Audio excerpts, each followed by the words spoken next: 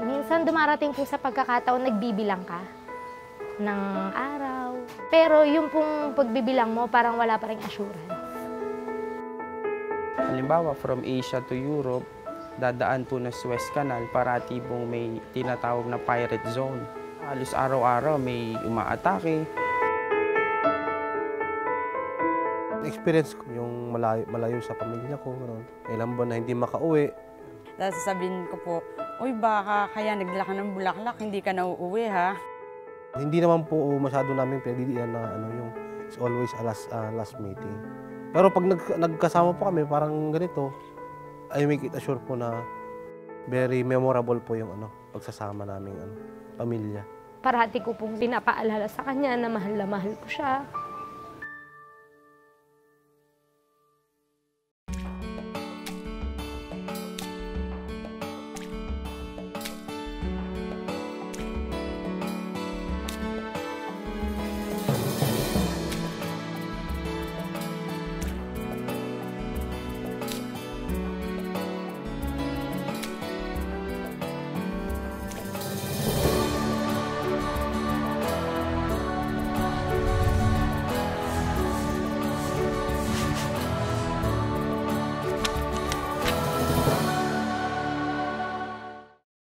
Halos 10 taon na po ako nagsisiman, nagbabarko po. Napili ko po kasi una po, malaki po yung sweldo. Tapos mas madali pong makakatulong sa mga magulang, una sa mga kapatid, hanggang sa mag-asawa po ako. Mas naramdaman ko po na yung advantage ng pagbabarko po. Nasa 5 taon na po ako mahigit na nagpupulis. Nung bata po kasi ako, yan na yung pangarap kong trabaho.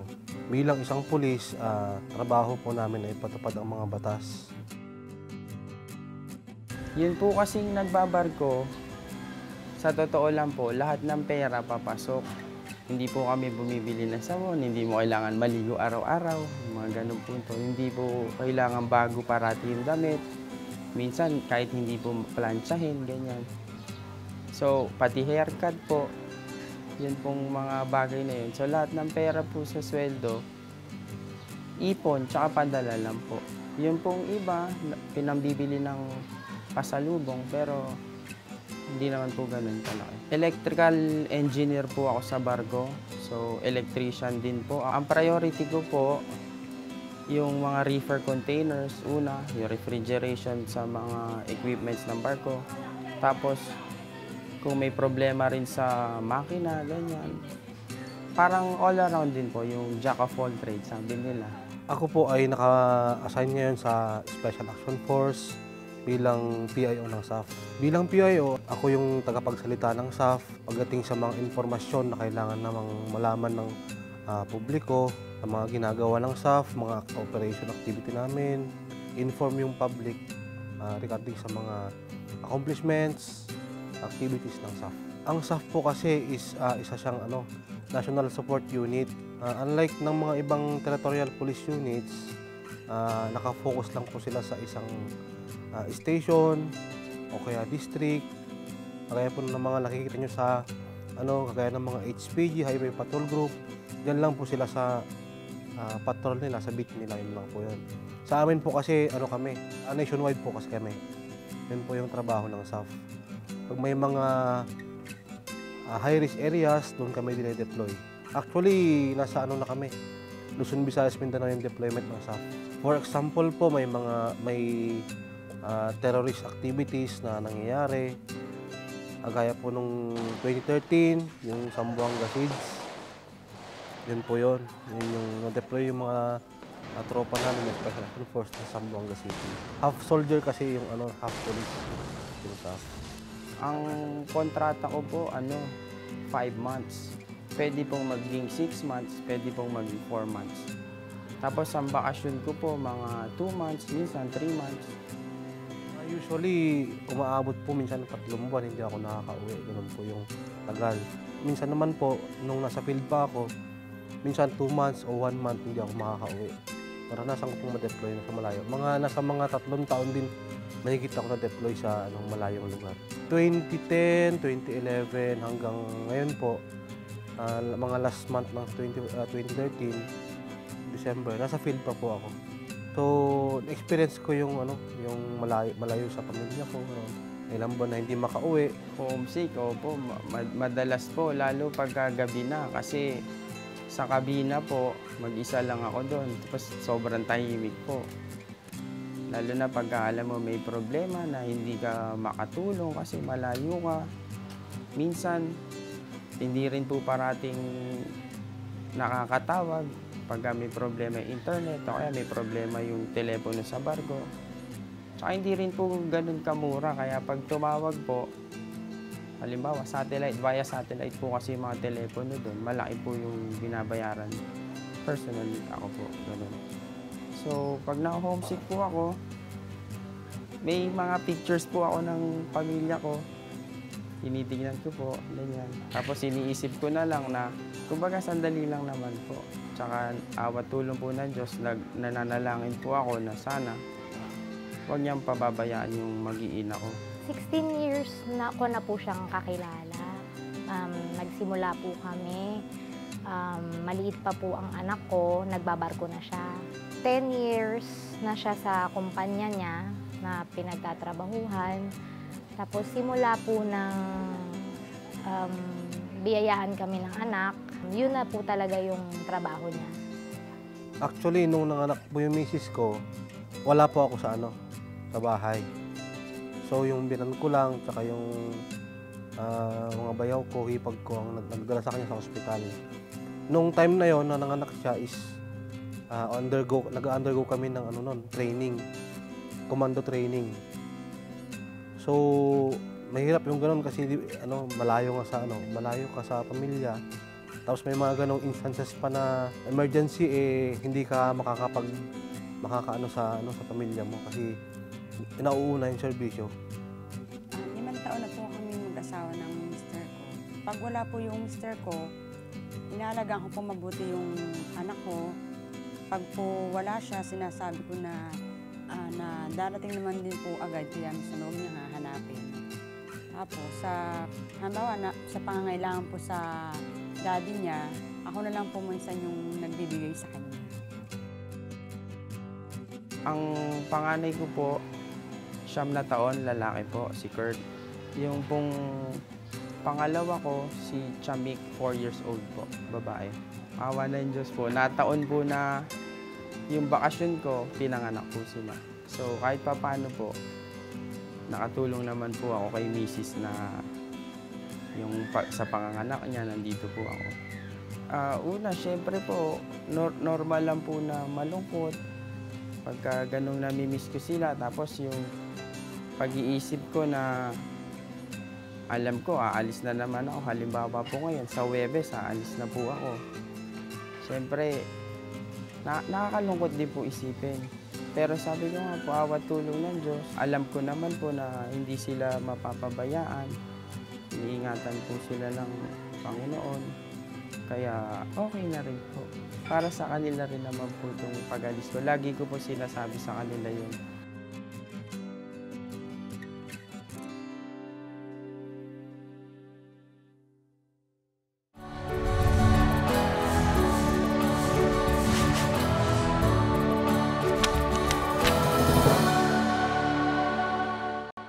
Mahirap po in a sense na kailangan kong gampanan yung pagiging tatay at pagiging nanay dahil sa matagal nga din po siyang nawawala. Iba rin po pagdating sa disiplina. May mga pagkakataon po na kailangan antayin ko po muna yung response niya sa pagdedesisyon, lalo-lalo na po pagdating sa mga bata. Kailangan ko pong tumayo na tatay, lalo po meron po akong anak na lalaki. Hindi ko po yun madaling nagagampanan na. Awat tulong ng Diyos po, nakaantabay naman po si Mister sa mga ganong pagkakataon. Meron po kasing mga tinatawag na yung parang mga naghahanap po ng tatay yung lalaki kong anak. Yung mga usual po nilang ginagawang mag-ama, halimbawa po sa sports, sa pagbabasketball. Minsan po sinubukan ko rin mag-basketball eh. Para lang po maparamdam sa kanya na okay lang kahit wala si Papa, naghahanap buhay, para naman sa kanila yon. Tapos po, dito po sa bahay, minsan po natututo na rin po ako na pag may kumpune. Tapos po, kasi po yung time ko umiikot na dito sa loob ng bahay sa pag-aalaga sa mga bata. So more on, yung physical presence po talaga nasa akin. Pagdating po sa discipline, binibigyan ko pa rin po talaga ng malaking consideration yung papa nila kasi po siya po yung head of the family. Medyo uneasy kasi siyempre iniisip mo may mga possibilities na paano kung may mangyayari sa kanya o kaya ano. Tapos wala ka naman lang nagawa, parang ganun yung pakiramdam. Siyempre ano po ang ginagawa ko sa anak ko? Pinapaliwanag ko sa kanya yung trabaho ko. Sabi ko sa kanya, anak, si Daddy ay pulis, sabi ko sa kanya. Hindi lahat ng oras ay nandito ako, may trabaho ako. So, parang unti-unti naman na-accept na ng anak ko yung kung nature ng trabaho ko. May mga pagkakataon, may mga moment na hindi ako maka-attend sa mga school activities niya, gano'n. So, tanggap naman niya. Opo, minsan naisip ko rin yun. Pero sa naman po, tumagal-tagal, natanggap ko rin. Pag matagal na wala siya, nakakamiss po pag talagang hindi kayo nagkita, cellphone lang yung communication nyo. May mga pagkakataon po sa picture. Tapos po, parati po yan na kailangan makikita nila kahit sa technology ngayon, nakakatulong naman yung technology ngayon na makita nila yung papa nila. Kasi po sa kumpanya nila, meron po silang internet. So, sa tulong din ng internet, nakakapag-communicate po yung mga anak ko sa papa nila. May mga pagkakataon lang po na kapag hindi po available yung service ng internet, hindi po nila nakakausap. Sa barko, marami pong panganib. Ang una pong mga na-aksidente doon, ang prone po yung tinatawag na slip, trip, and falls. Yung nadudulas, nadadapa, natatapilok. Ang babagsakan niyo po, parati bakal. May mga matutulis na bagay. So yun po yung mga ordinaryong aksidente doon. Minsan may napuputulan ng daliri dahil lang po sa ganon. Napapauwi kasi napipilayan po. So awat tulong naman po ng Diyos, parati po may safety seminar sa amin na pinapaalalahanan nga po kami na mag-ingat, magdahan-dahan. Tsaka yun po, panalangin po. Yun lang naman po parati. Minsan dumarating po sa pagkakataon, nagbibilang ka ng araw, ganyan. Pero yung pong pagbibilang mo, parang wala pa rin assurance. Hindi po natin alam yung panahon. Minsan po, pagka po masama yung weather, kung nasa ang lugar po sila, hindi mo maiwasan na mag-alala. So, ang ginagawa po namin ng mga bata, yung parati po siyang isama sa mga panalangin. Pagka may mga occasion sa bahay, gano'n. Tapos, o kaya may mga family day kami, outing, ayaw niya akong paalisin. May time nga nun na may pasok sa school kasi na nga po ito kinder na po. Ayaw niya ako, sabi niya, kung aalis ka daddy, hindi na lang ako papasok. Yun yung sinasabi niya. Pero sabi ko sa kanya, pag hindi ka papasok, hindi mo ako matutularan na nakapagtapos sa pag-aaral ko. Sabi ko sa kanya, kaya pumapasok pa rin siya. Yun nga po yung passion ko, yung pagiging isang alagad ng batas. Tsaka naniniwala naman po tayo sa Panginoon na siyang gumagabay sa atin sa lahat ng pagkakataon. Kasi itong ginagawa natin na pagpapatupad ng batas, pagsalba sa mga inaapi ng mga masasamang elemento, for the glory of our God din naman po ito. Nung time na Nabalitaan ko na madadala daw po siya sa Zamboanga. Sobra po yung pagdadasal ko na sana huwag matuloy. Sabi ko, mag-ingat, huwag po kong kalimutang magdasal. Yung time po na gano'n, syempre yung kaba ko, hindi naman po maaalis yun. Pag yung nababalitaan ko na may deployment sila, tatanong ko agad kung kasama siya. Sa akin po, bilang asawa niya, hindi po mawala yung sa ano ko na matakot. Kaya sinasay ko na sa kanya na lagi siyang mag-iingat.